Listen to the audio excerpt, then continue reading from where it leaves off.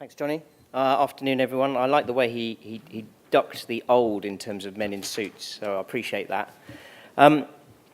So I was asked to speak about alternative options for selling your power, and really this was around the buzz at the moment around so-called corporate PPAs that well, there's never a week goes by without someone mentioning them or thinking about them.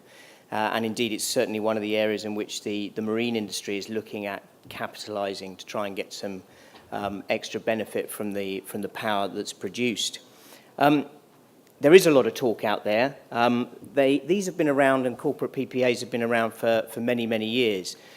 We did the first one back, I think, in 2009, something like that. And that was with a renewable business down in Cornwall, selling to Tarmac.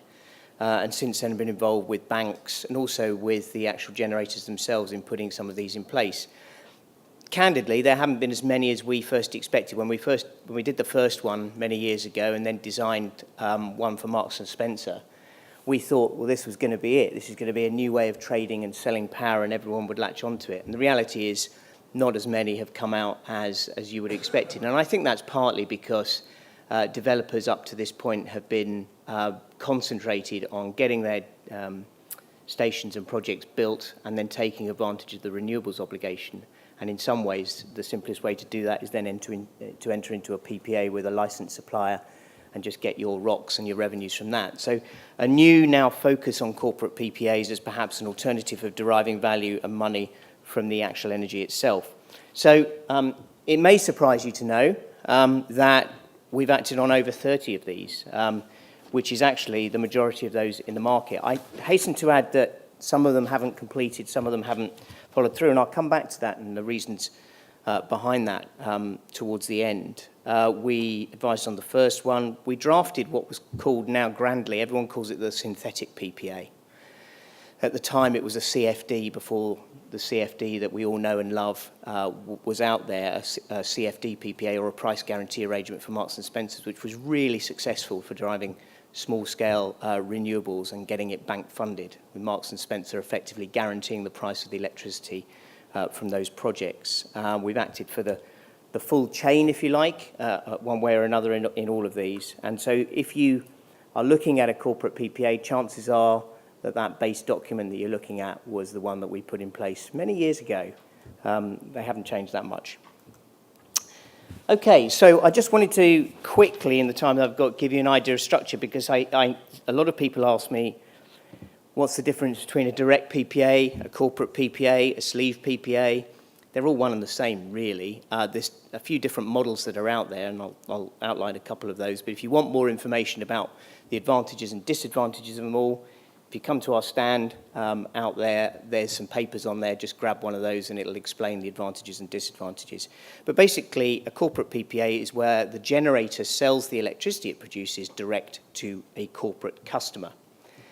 And historically, these corporate customers would be customers that have a large electricity demand and also have want to move, if you like, to green energy, have targets, want to benefit from the CSR attached to green energy, and also, frankly, have clout with a licensed supplier, because that's where the sleeving bit comes in.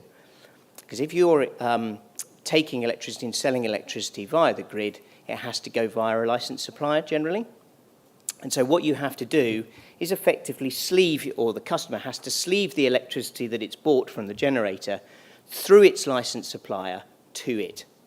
So you can immediately see, therefore, that for these to work, the customer has to have a good relationship with its licensed supplier.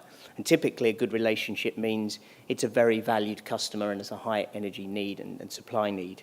And then it can persuade the licensed supplier to take this electricity and offset it against the electricity that supplier is providing to it. So you can see that there's very much an element of tripartite negotiations here. These things only work if you get the three entities there, the licensed supplier, the customer, and the generator, all sitting down, working it through, having a will to succeed. And that is where some of them have failed in the past, because one or other of the parties doesn't really want to do it, isn't really bought into it, and then it just falls apart. An alternative, I should say that first one, let's just go back, is that accounts for the vast majority of corporate PPAs that have been out there. This has been the preferred model. So you enter into what you and I would normally view as a PPA or power purchase agreement. The generator would look at it and say, looks and feels just like a licensed supplier power purchase agreement. And then the customer effectively backs off the same terms onto the licensed supplier. So you're backing it off, back-to-back agreement. Now, an alternative model, which Marks and Spencers are famous for and we put in place, is this idea, I say, of the synthetic PPA. And this is not a back-to-back arrangement. So in this circumstances, the contract between the customer and the generator is merely just a financial instrument. It's a contract for difference, a price guarantee.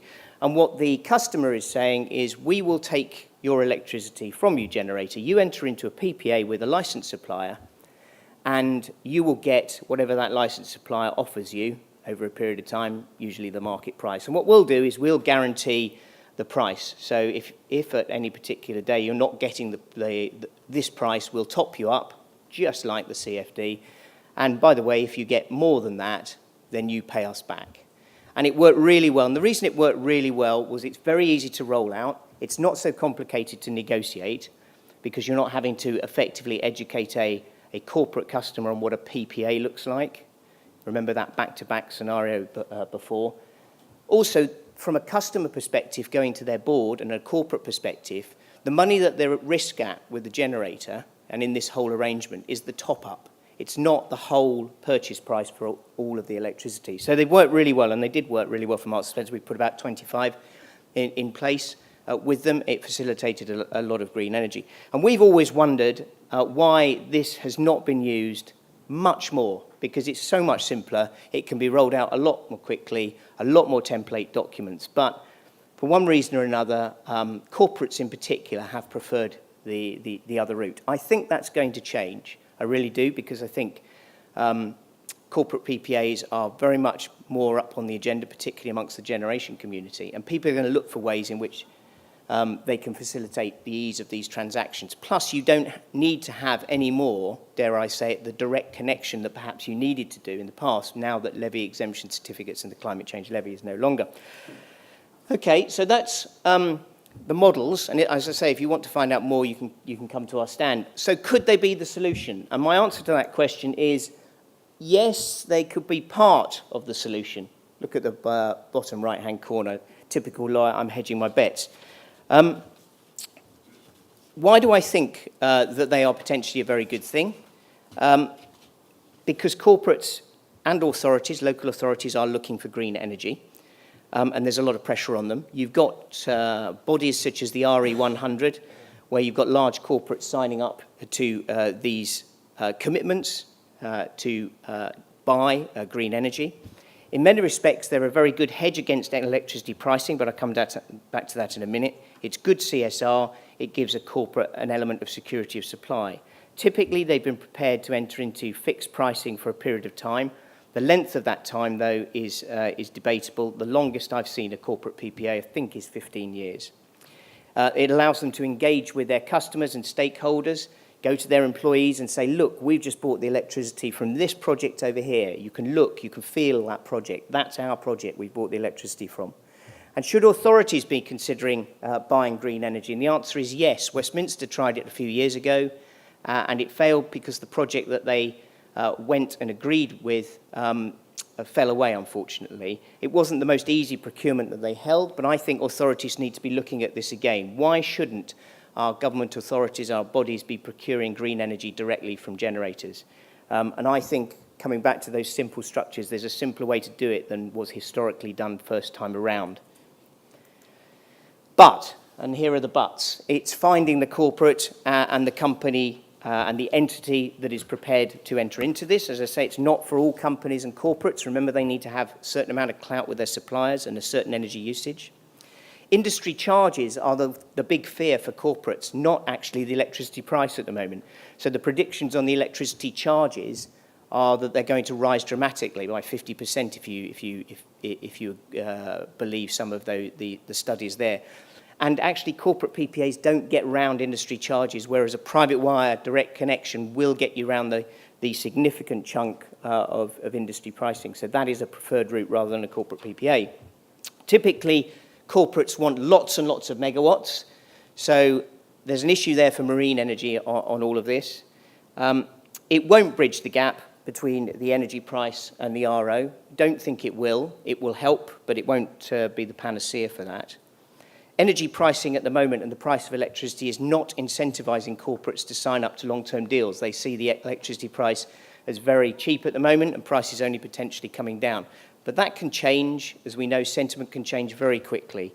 And last but not least, from a local government perspective and a procurement perspective, if they did go out for tendering for this electricity, would marine actually win out as compared to other renewables in a procurement? Bit of a question mark there, but it's certainly something to be looking at, and I'll end it there. Thank you very much, Ross.